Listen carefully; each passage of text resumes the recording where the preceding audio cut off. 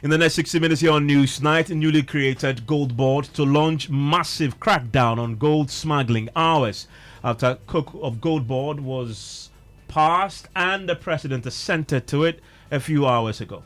If they are under reasonable suspicion that you are dealing in gold illegally, they can search. And if they have cause to believe that you are engaged in illegal gold trading or smuggling, they can seize your gold, they can impound, they can confiscate. Also tonight, all mobile money transactions will be free of taxes in less than 24 hours as President Mahama finally signs into law new legislation scrapping the controversial levy. And so I am pretty sure that once we get the Gazette, within 24 hours, the GRA together with the charging entities would be able to do the reset of their systems. Also tonight, minority on Parliament's Defence and Interior Committee trigger formal process to summon top security chiefs from the Police, Narcotics Control Commission and the National Security Apparatus. And in business, Ghana Revenue Authority awaits Gazette notice from the Ghana Publishing Company to aid enforcement of re-levy repeal from midnight. And as well as the Ghana Premier League title race intensifies as Kumasi Asante Kotoko retains 1-point lead over Gold Stars with hard-fought victory against Brecum Chelsea. I want to stay with us with your views and comments, and later in Climate Focus we visit Oti Region's Dream Village in Dambai, where a regenerative farming hub is empowering farmers with eco-friendly practices. For instance, the round huts help harness energy within the housing system.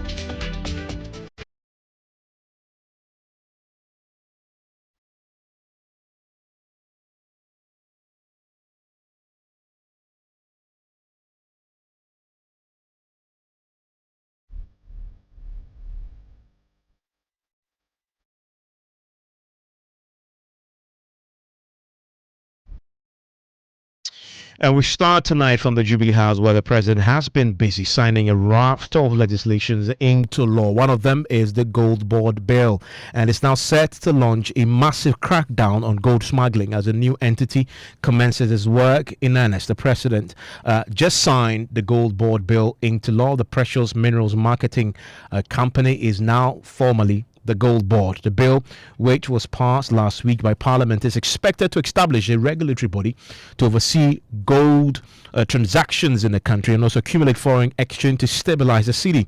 We've been hearing from the chief executive of the Goldbod, Sami Jemfi, who has been detailing its plan to start a crackdown across the country targeting foreigners who are illegally accumulating gold and smuggling them out of the jurisdiction. Maybe I would say 3 or 4 solutions to smuggling. Setting up the Goldbod is one, because once we have set up the Goldbod, the main smugglers, they know themselves. They are Ghanaians, but they are majority of them are foreigners. Now, no foreigner will be given a license to go and buy gold. So hitherto, foreigners have a license from PMMC and the ministry. They are buying the gold to smuggle, but when you cut them, they say, hey, we have a license. Now, no Indian, no Chinese, no foreigner will be given a license by the Goldbod. We are sanitizing. So all existing licenses will be revoked. If you're a foreigner and you want gold, you apply to the Goldbod. The Goldbod has an arrangement with you. You bring money. We give the money to Ghanaian citizens who are licensed. They buy the gold for the Goldbod. We'll ship the gold to you. It's as simple as that. We will not give money to a foreigner to go and buy gold for us. Ghanaians can buy for us. That's number one. So when you have this structure system and you take out all these people, it helps. Number two, because you have Goldbod, you are able to know those who are licensed and go after those who are not licensed, who are dealing in the trade. Then number 3, the price that you are giving the miners and the traders must be fair and competitive. If it is unfair, chances are that they would want. You made the point. You said you set the price with them. So we are setting the price with them to make sure that there's a win-win, competitive, fair price. You get my point? So that is another thing. Then the next one is enforcement. Well, the Ghana Goldbod will now have inspectors who will have the power to confiscate gold from persons suspected to be engaged in gold smuggling. We are not enforcing the law on gold smuggling. And we don't know the agency that is dedicated to the fight against gold smuggling. We are not. We've left it to the normal security agencies. We are not. But now you're going to see in this bill special powers given the Gold Board. Such as the right to appoint inspectors, Gold Board inspectors, who have the same powers as police officers, who have powers to come to your office if they are under reasonable suspicion that you are dealing in gold illegally. They can search, they can ask for documents, and if they have cause to believe that you are engaged in illegal gold trading or smuggling, they can seize your gold, they can impound, they can confiscate, okay? They can go to court for search warrants. They by can themselves. Go for they by themselves. So the Attorney General is ceding part of his powers to that special inspector. Exactly.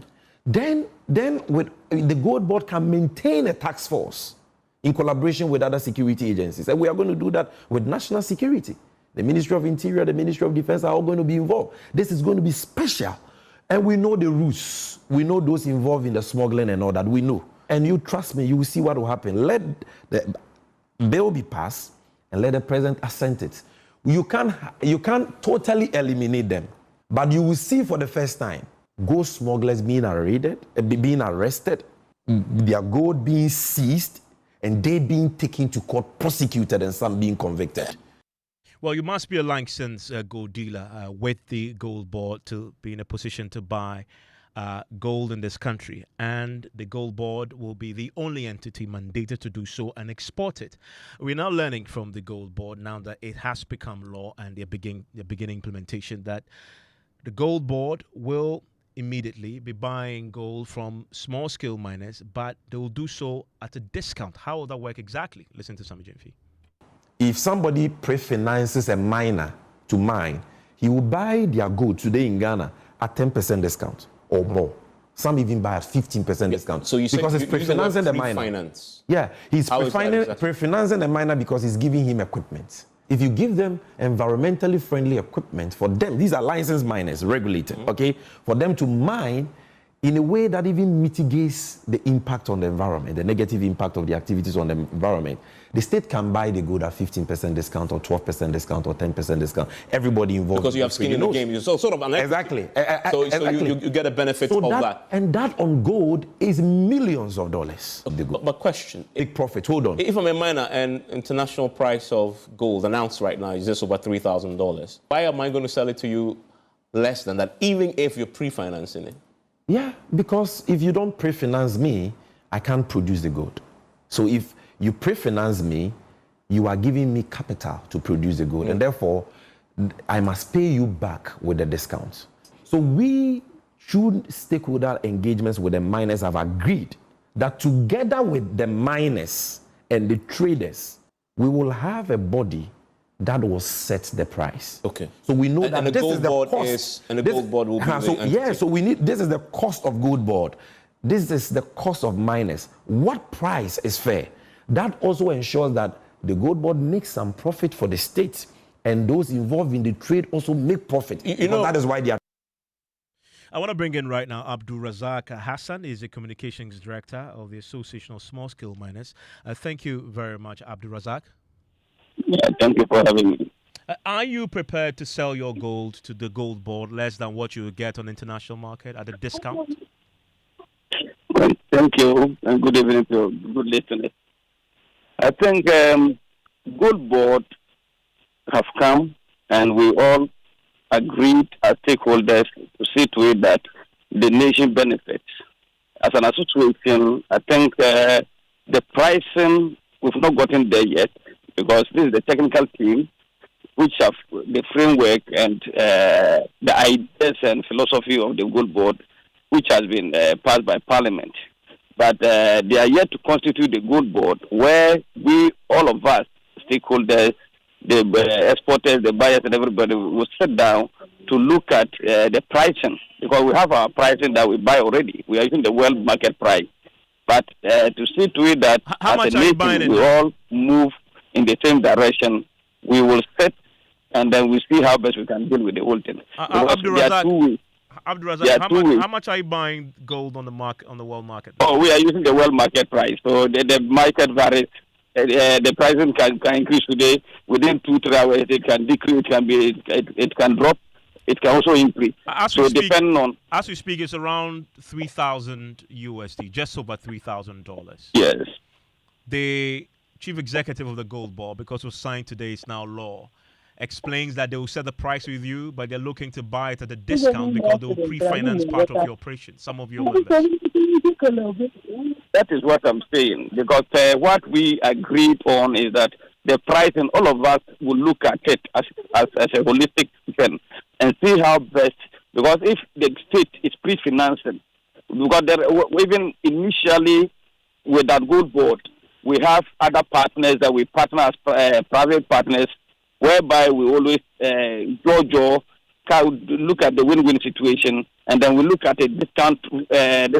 When the person pre-finance you, no matter how it is, when you produce the gold, you will sell it to him on a discount. But when the person did not pre-finance you, I think you also have the pricing that you take. So we'll look at the pricing and we'll come to a compromise, and then we'll take it out from there. Considering the government says it will pre-finance your operations, when you talk to your members, and I know you're about to sit to sort of iron this out and the nitty-gritties, do you get a sense that your members are open to the idea of selling your gold to the Gold Board at a discount? Well, initially, I think Sami, when he came to office, he didn't hide that. We all agreed that yes, when it comes to the pricing and those, we'll look at it, and then we'll look at the win-win situation. So our members have been briefed, we've educated our members, and then we all agree, instead of smuggling the gold to other people, other foreigners will come and then take it, others will smuggle the gold and water. Well, we all sat down and we agreed that yes, we will look at it on a discount, but we've not come to the finality on the discount system. So we are yet to sit and look at it.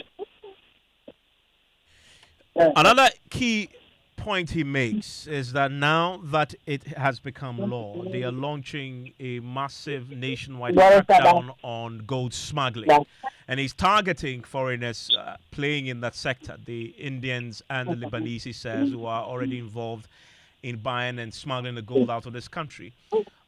Are you ready to work and cooperate with the inspectors who will be going out to enforce this?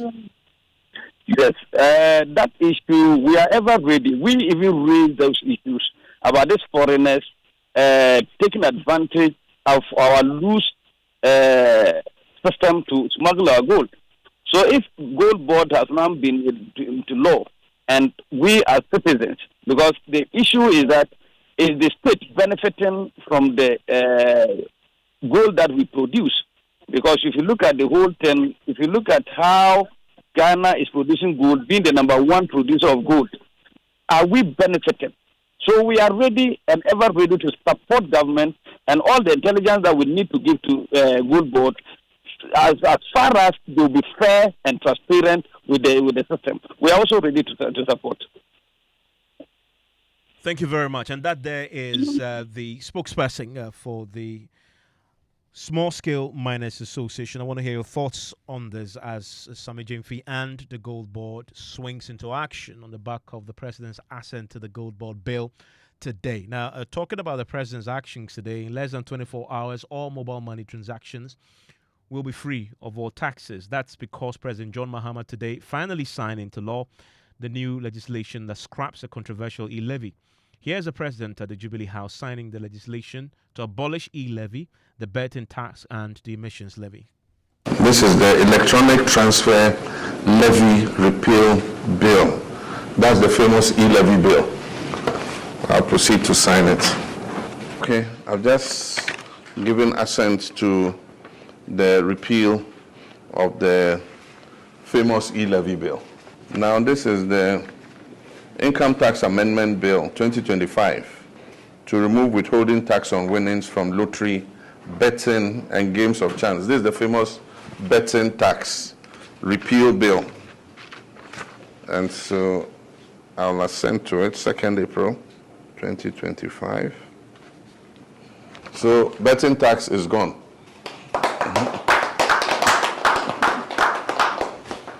Now this is the emissions tax repeal bill. So emissions levy Repeal Act 2025, emissions levy is gone. This is the earmark funds capping and realignment bill. This is the bill that caps the GET fund and national health insurance levy and moves those resources into the consolidated fund. We promise that we'll take the capping off, we'll uncap them. And so this bill uncaps the GET fund and the national health insurance levy. So the earmark funds capping and realignment amendment bill has been assented to. So it means GET fund and NHIL will receive the full amount of their levies.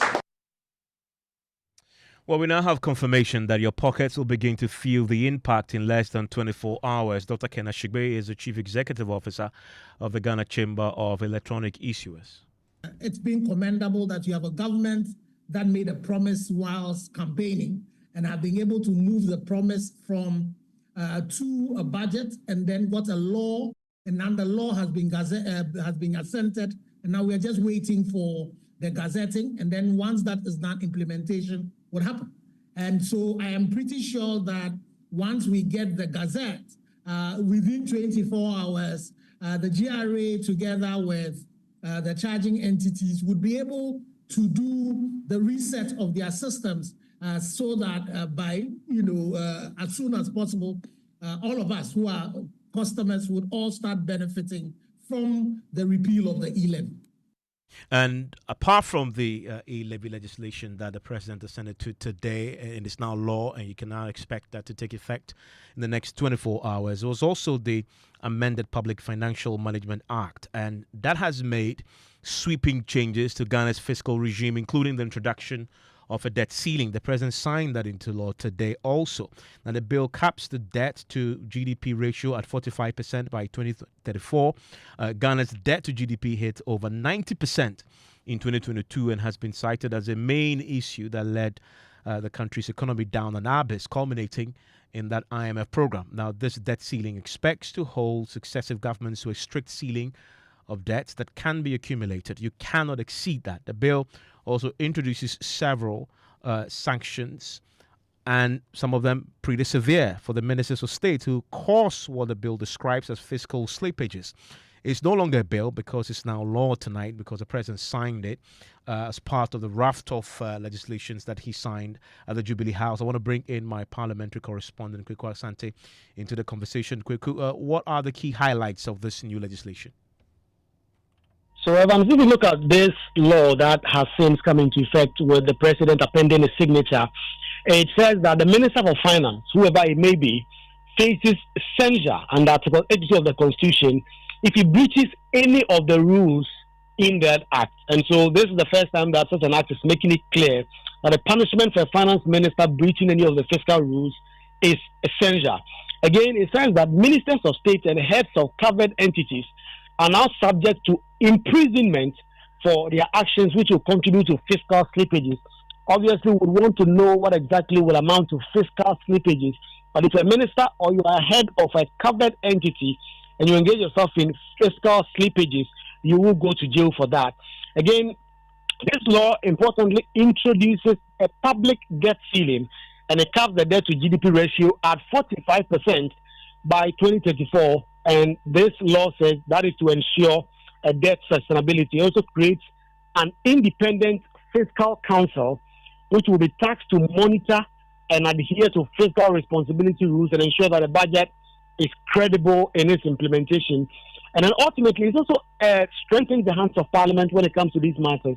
And the Minister of Finance will have to seek parliamentary approval or that of Cabinet before he can suspend any of the rules in this act. And then finally, it also consolidates all the other relevant laws with regards to the public financial and fiscal management laws. And so that is what the President did sign into law today in the amendment to the Public Financial Management Act, Evans. Kweku, thank you very much. And we'll be getting some insights and some analysis on this pretty shortly from Professor Bokping, who will join us pretty shortly. If you're just joining us tonight, the President has signed into law a raft of legislations, including the scrapping of the e-levy. We also know that the Goldbod has now come into effect tonight, and already we're hearing from the Chief Executive Officer of the Goldbod, who has been telling us that they are launching right now a crackdown across the country to deal with gold smuggling, targeting foreigners who are illegally purchasing gold and smuggling them out of the country. We're also now talking about another piece of legislation that the President signed into law today. The amended Public Financial Management Act has now been signed into law, and the finance ministers will now have a debt ceiling. If they exceed that, they will face severe sanctions. I want to bring in Professor Godfred Bokping, Professor of Finance, joins us on the line right now on this. Prof, thanks for your time here on Newsnight. Give me your reaction to this. I mean, we've seen governments attempt this before, but is the discipline, is it not, of politicians to stick to these rules? It's been written into law, but there's one thing doing that and a whole different thing complying and implementing it, is it not? Hello? Prof, can you hear me? Yes. The line is breaking. Is it better? Yeah, okay, it's better now. Give me your quick thoughts on this amended Public Financial Management Act and the debt ceiling it's placing on governments and the discipline that it will require of our politicians and our political leaders to comply with this. It's one thing writing into law, a whole different conversation when it comes to implementation. Yeah, thank you very much. I mean, you put it rightly. Look, we have many of these laws that were observed in breach rather than in compliance. So the mere setting of debt rule limits without appropriate reporting and accounting system that captures all triggers of debt formation will not necessarily inure to our benefit. Let me give you an example. In Nigeria, they have a debt limit rule of 40% of GDP. That is set in law. But in Nigeria in 2022, just as Ghana was going through our own crisis, even though their debt to GDP ratio was 40% consistent with the law, their debt servicing to revenue was almost 100%. Because of the off-balance sheet arrangements that enable them to accumulate debt without going through the central debt accounting system. That is the issue that we have to look at. So the consolation should not be that we have set a limit.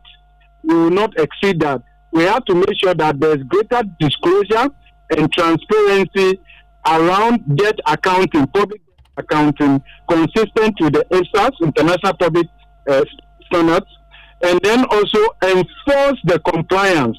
I mean, talking about compliance, though, I mean, and the fear that governments will suspend these rules. Written into this particular legislation is that the finance minister, if he wants to suspend any rule, will need parliamentary and cabinet approval. Isn't that enough check on this?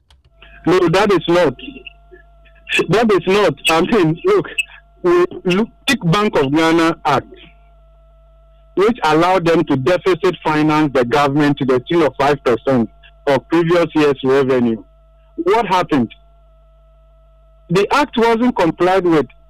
And what is the sanction regime accompanying this? We had a Public Financial Management Act. We had the Fiscal Responsibility Act that set the fiscal deficit at 5% of GDP. But between 2018 and 2019, how did we comply with the Fiscal Responsibility Act? We did so by treating the energy sector indebtedness and the financial sector cleanup as below the line of off-balance sheet, so that we could comply with the act. Now, you also see that with the ESLA and then Goldbod debt and all of them, they were treated as off-balance sheet. Then the IMF came to town when we applied for the latest IMF-supported program, and when they used their debt sustainability framework, our debt to GDP ratio came to more than 100%. Actually, in present value terms, it was 109% of GDP.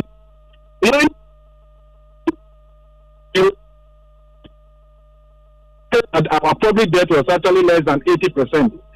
Okay, so they can set this and probably decide to narrowly apply it by treating state-owned debt, state-owned enterprises, their debt like Goldbod, ECG, and the rest of them. They will not consolidate them, and it will create off-balance sheet arrangement. So one of the things we have reaching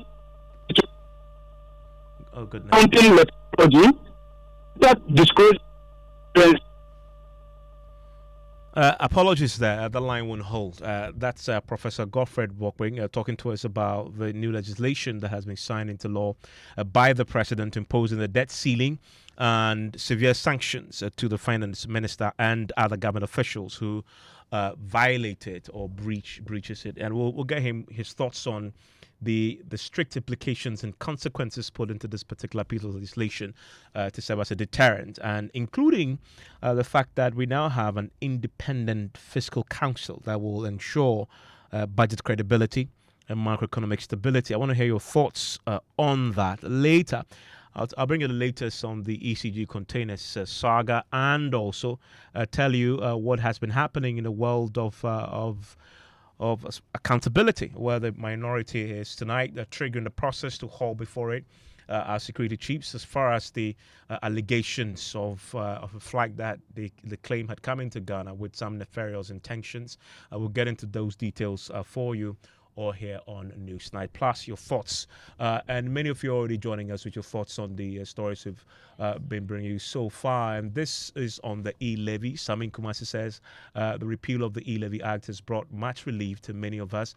We can now send mobile money to our relatives, as many as we want. He says JDM no size. And on the subject of the ECG, and we'll come to the other components of that pretty shortly. Nana on the Spintus Road says ECG is extremely inefficient. The staff there are greedy, too many illegal connections by them. I sometimes wonder if they are not part of all these market fires. Prof. Bokwing is back on the line. Hopefully the line will hold. Prof, you were concerned that the legislation may suffer breaches and violations because the politicians sometimes will not comply. However, written into this act are severe sanctions, including imprisonment and censure. That clearly is deterrent enough. You also have a regulatory agency of a sort, the Independent Fiscal Council, that will ensure that this is implemented and those who are responsible for its violations are sanctioned accordingly. Yeah, I think, yes, this is an improvement. We welcome that. But we have seen this many times in other jurisdictions, also where they had all this in place, debt limit rule, fiscal council, and all of that. And yet the compliance level was very low. The sanctions were not applied effectively. You know, the way it has been very difficult dealing with corruption in this country and all of that. But of course, we have to look at the composition of the fiscal council. There's one thing making it independent. The composition is also very important.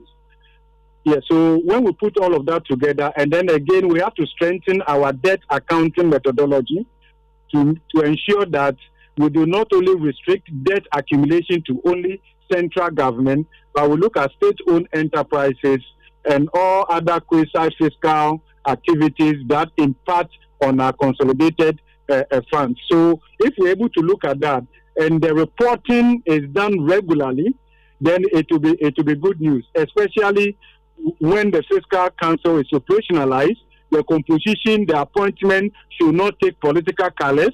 It should be people with integrity who understand the issues and will be able to do it the way it should be done, regardless of political pressure and all of that.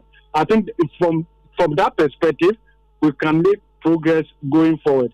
But of course, as I indicated, we had a Fiscal Responsibility Act that set the fiscal deficit at 5% of GDP, but the government conveniently decided to treat the energy sector cleanup costs and then the financial sector cleanup costs as off-balance sheet, which then allows them to comply with the act. But when you consolidate them, the fiscal deficit was more than 7% in 2018, more than 7% 2019. Then, of course, COVID only made matters sweeter for the government to abolish the act. So we have a lot of laws which are observed more in breach than in compliance. And then the sanctioning system is also hasn't worked effectively, and that is why people disregard them and they get away with it. Hopefully, we have learned from our past, and we will be able to ensure that we follow the tenets of the law, and then also allow the Fiscal Council to work independently, especially also providing critical service to Parliament in terms of budget analysis, because from the Public Financial Management Act, Section 100, says that any bill that comes to Parliament must be accompanied by fiscal impact analysis. And I wonder whether Parliament has capacity to understand that and evaluate that. I want to believe that the Fiscal Council, their scope of work can embrace some of these things so that there will be greater transparency and disclosure in our public debt management, which is good in lowering the cost of funding and also improve the capital market overall.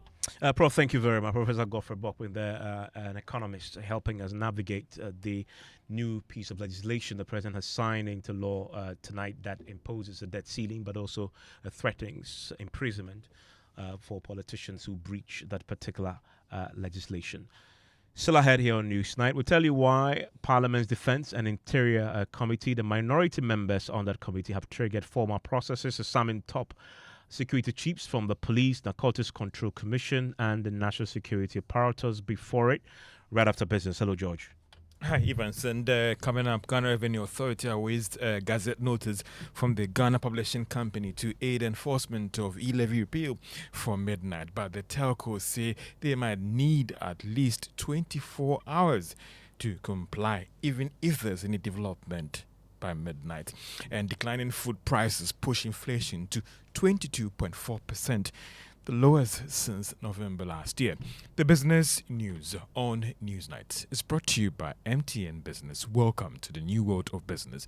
Kingdom Books and Stationery, Syntax Thanks and Pepsodent, Herbal and Charcoal. You're welcome back to business on Newsnight. And the Ghana Revenue Authority is waiting for the gazette notice from the Ghana Publishing Company to aid the enforcement of the electronic transfer levy by midnight. Now, this is what we have picked up from persons that are working on repealing the levy. There is more in this report.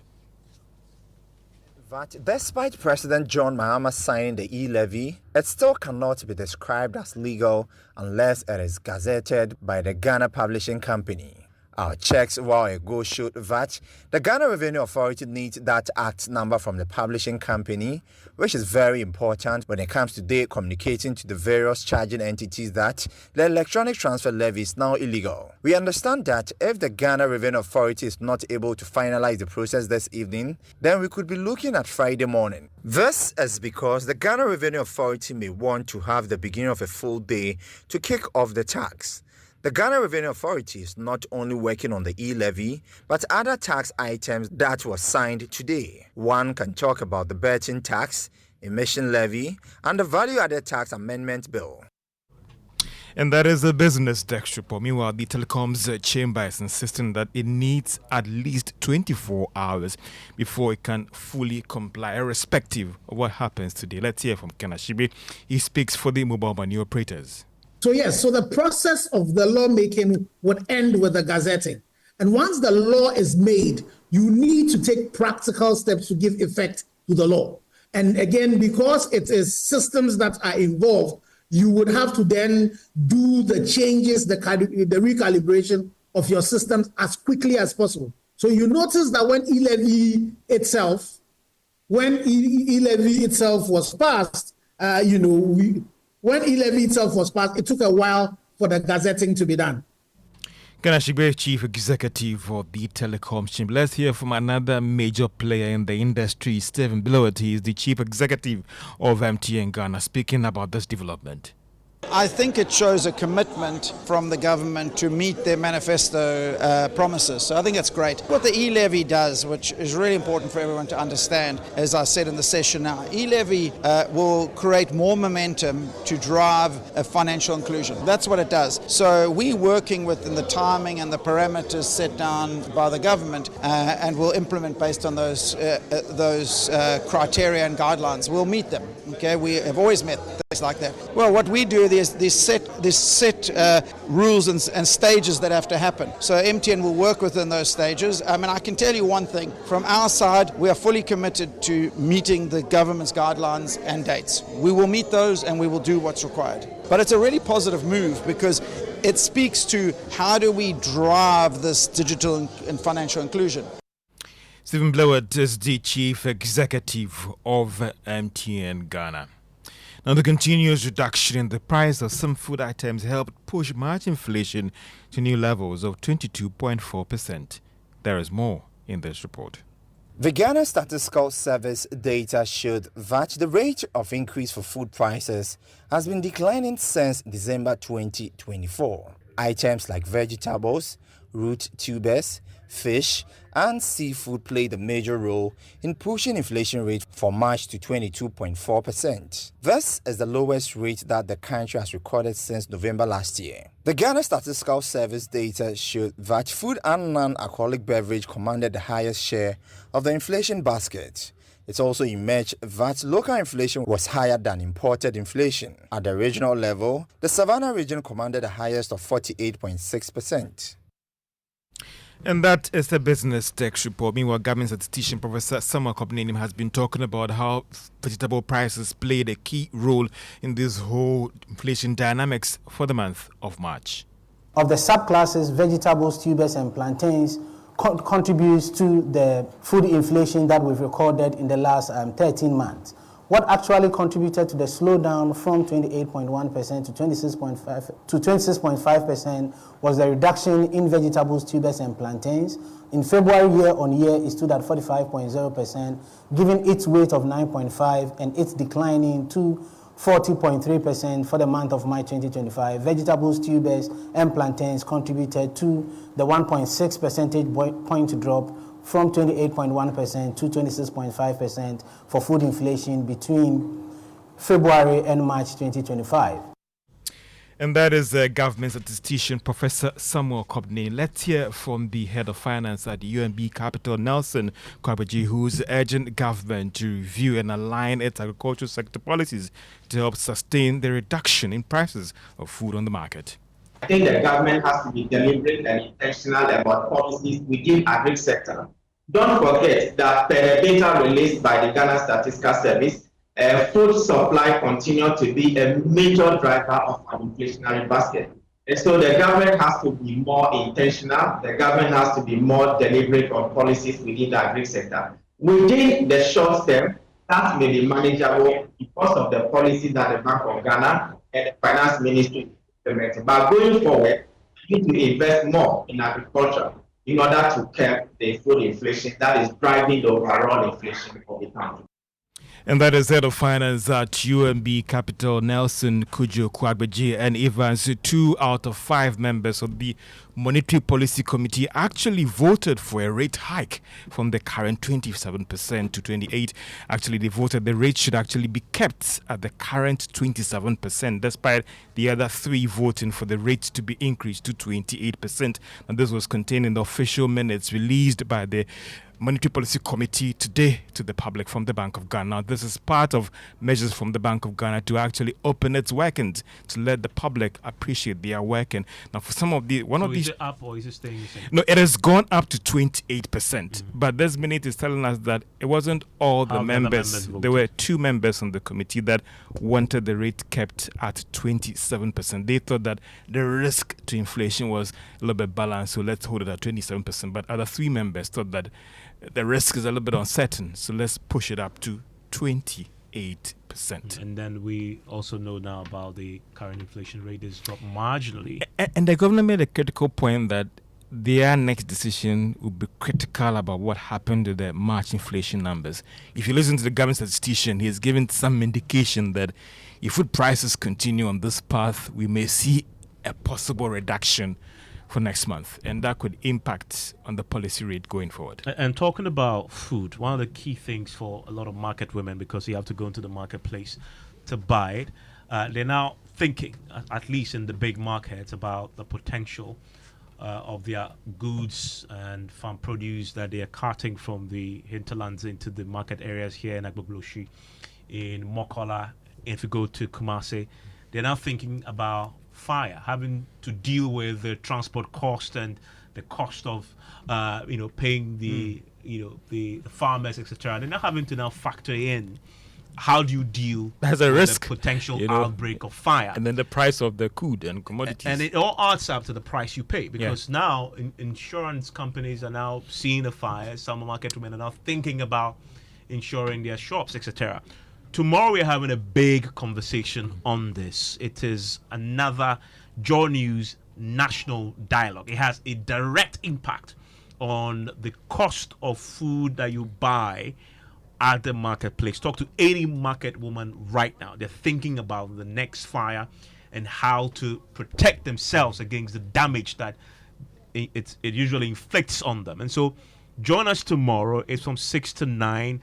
We are talking about, George, from ashes to action, breaking the fire cycle in Ghana. Not from ashes to ashes, No, from what ashes to action. Okay, to action, but not ashes. And my colleague Kofi J joins me in the studio with more on this. Kofi, why is this important at this time? I mean, Evans, if you look at the cost of damages that fire actually poses to this country, we've moved in a decade from 15 million Ghana cedis. Now we are talking about in excess of 270 million in terms of damages as a result of fire.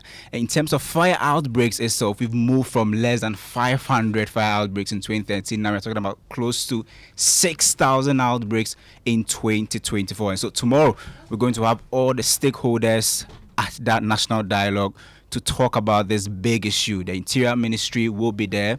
The Ghana National Fire Service will be there. We'll have the safety guys also there. I mean, the market woman that you just spoke about, who has actually suffered as a result of these fires, will also be there to share their ordeals and look at solutions going forward.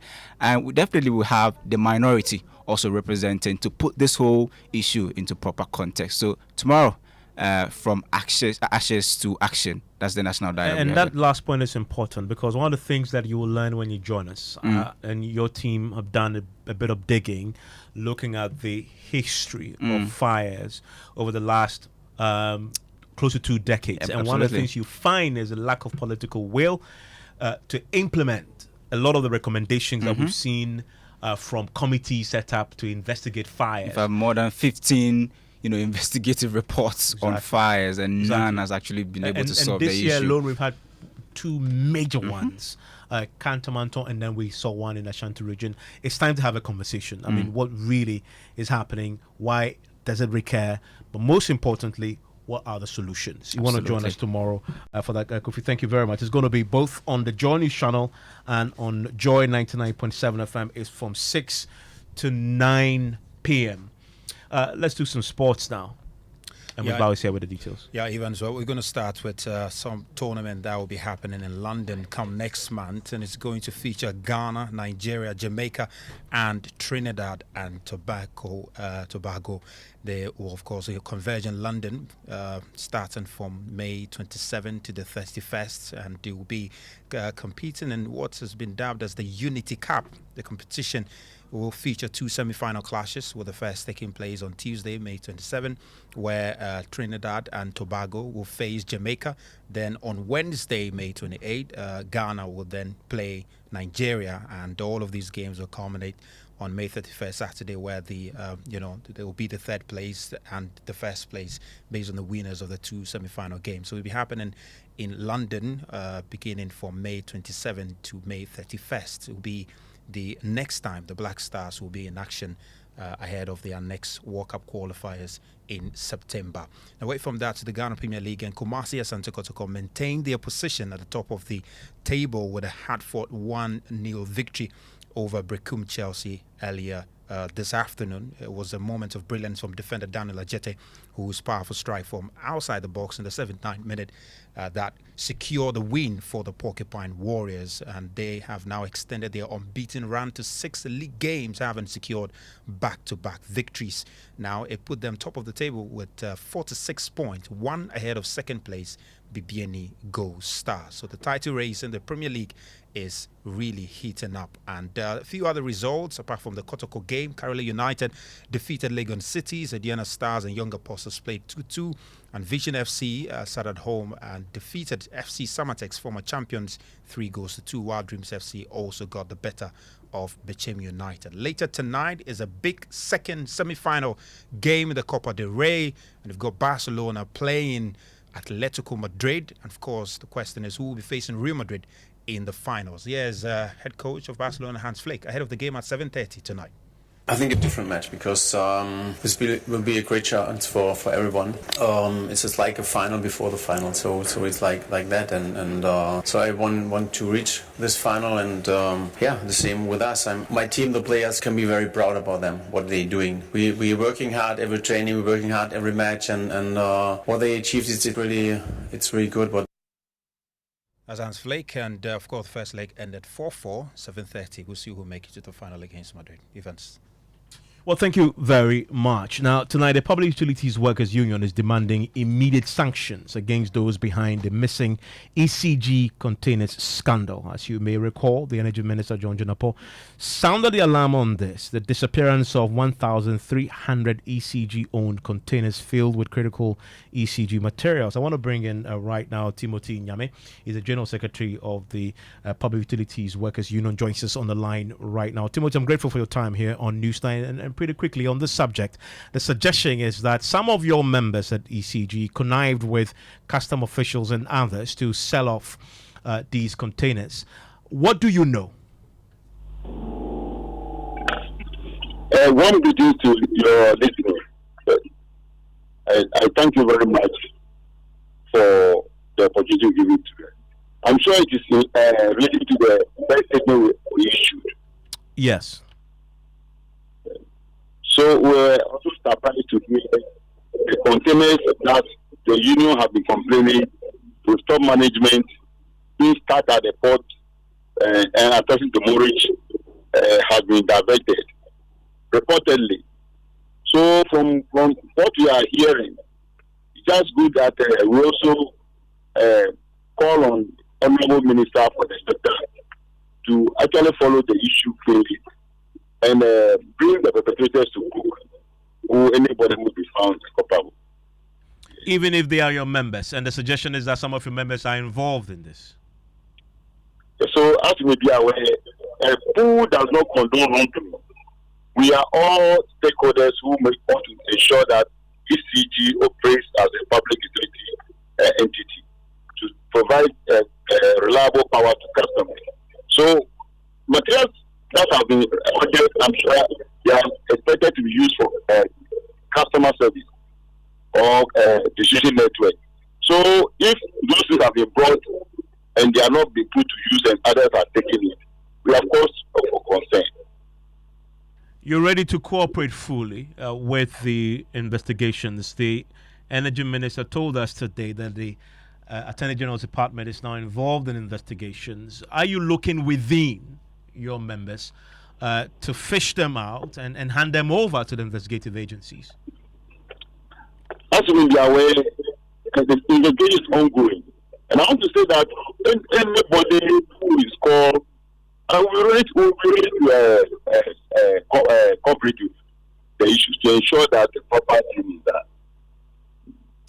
I'm grateful. Timothy Nyame is the General Secretary of the Public Utilities Workers Union. In Dambai, a man has built a dream village, a sustainable farm and training center to nurture future climate activists, equipped with eco-friendly housing, solar power and rainwater harvesting. It trains farmers in regenerative agriculture. For our climate-focused series this week, Mahmoud Mohammed Nuruddin explores its impact.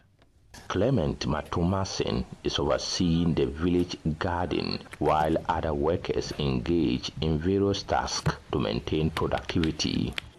Structures at the village are from mud-based construction materials such as earth and thatch, which are cost-effective and can sequester carbon dioxide from the atmosphere over time. The walls can also act as carbon sinks, storing carbon and preventing it from re-entering the atmosphere, thereby helping to mitigate the impacts of climate change. Clement says embracing locally sourced materials enables communities to reduce their carbon footprint associated with construction, a key principle underlining his Dream Village initiative. So with regards to our housing system, we deliberately choose to build our houses using local materials. Indigenous architecture has been with us for generations, and some of this architecture have very good backgrounds behind them, why they build our architecture that way.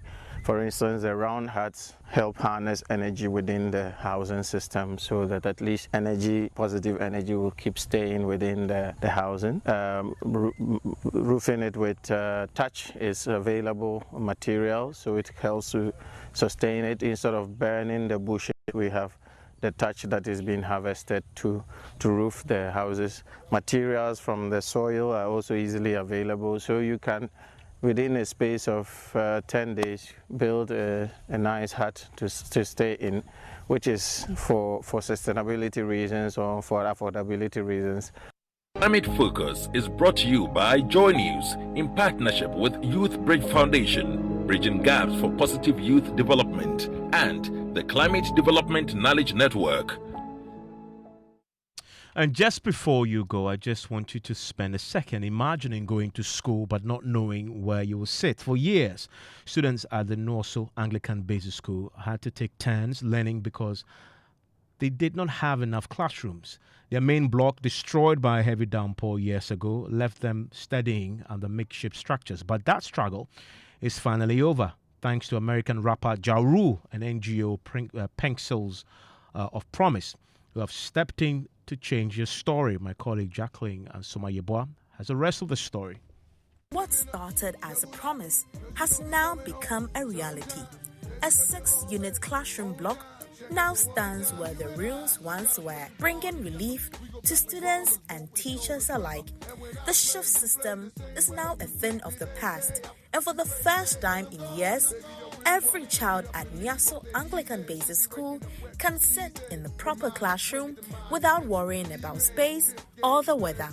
This school was chosen for this project to specifically end the shift system that existed in this school for years. For American rapper and singer Ja Rule, this isn't about fixing classrooms. It's about building dreams. He believes education goes beyond textbooks. Really excited and honored. There's a lot of emotions running right now. This is like one of the most, it's probably the most important thing that I've done in my career. Some kids, the classroom experience will be everything. And for some, those recreational experiences will be everything. But they go hand in hand. The two are synonymous, education and arts and sports. But of course, there's one question fans can't stop asking. Now that Ja Rule has invested in Ghanaian education, will he also invest in Ghana's music scene with the concert? His answer: soon. It's funny, I was supposed to come out here when I was here, I was going to do some concerts, but, politics happened, and so I'm just here to do So we should expect that soon? Soon, real soon. But this journey wasn't all smooth sailing. According to Freeman Goba, the country director of Pencils of Promise, the land itself was a challenge. So when you look at it, it's not a straight ground. So for each classroom, we have to step down. So for the 6 unit, we step down 3 times. From struggling to finding a place to learn to finally sitting in their own classrooms, the pupils at Nyaso Anglican Basic School have seen their story rewritten. Ja Rule and Pencils of Promise didn't just make a promise, they delivered right on time. For Joy News, I'm Jacqueline Ansama Yeboah. Ja Rule doing some good in What's Ghana. love got to do? I actually selected the song with you in mind. Hey, Evans. I know you You dance. What's up? And that voice brings us to the next big show here on Joy 99.7 FM. Strong and Sassy. What are you talking about? Safeguarding our relationships in the whole social media, you know how it is. I posted Switch off your social media.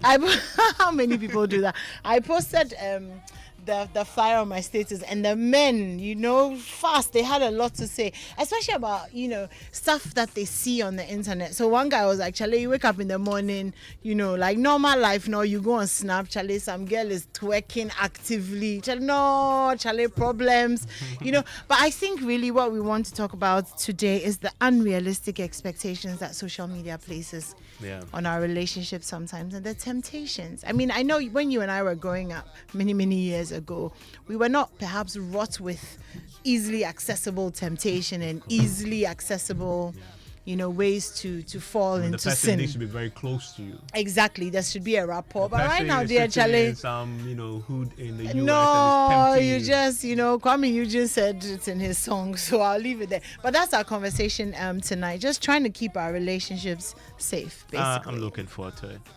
Thank you. Sing along.